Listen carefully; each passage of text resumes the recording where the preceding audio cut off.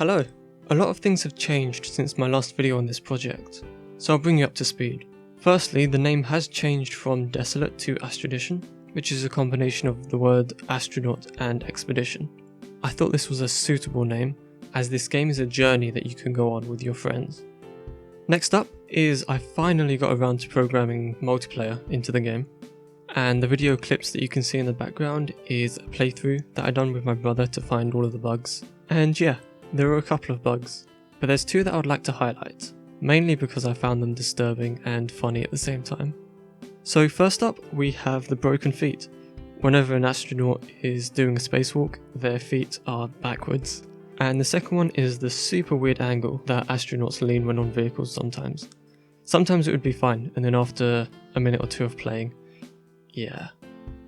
Speaking of vehicles, the first thing that my brother tried to do was run me over. And as you may have noticed, the way that the astronauts walk is kind of odd. I'll get around to fixing that eventually, but I just decided to keep on adding stuff to the game, like this little rover. For now, I've named him Spot. He can be controlled by this tablet-like item, and I spent probably way too long getting the legs attached to the wheels to move, as well as the camera on top that moves as well, and it's all synchronized over the network. So you can see your friend drive and look around. For some reason, I like to add unnecessary details to stuff. Like when you're driving around on the vehicle, the axles that are attached to the wheel underneath the vehicle, they deform as you go over bumps.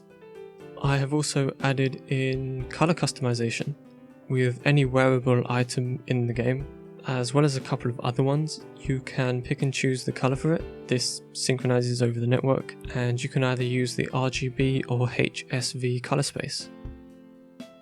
Now, it would not be a survival game without crafting. So the way I've gone about doing this is there's a workbench item that you can pick up and place down. And while it's placed down, you can put items in it, and it will tell you what you can craft from the items that are inside of it. Right now there's about 50 crafting recipes, but I am definitely going to add to that. The way that you can get resources to craft with is to go to these surface features. Right now there are 3 different types of surface features, which are the iron-rich clay deposit, a gold meteorite, and a platinum meteorite. I am thinking of adding one which is radioactive, so it would be a bit harder to get to, but you will be able to if you have a radioactive suit.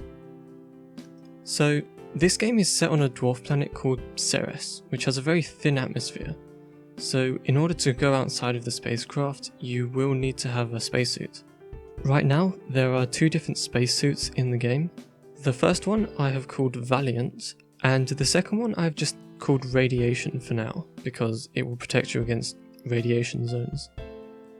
If you're wearing a suit and it has a tear in it, the suit's pressure will drop and you will start to take damage.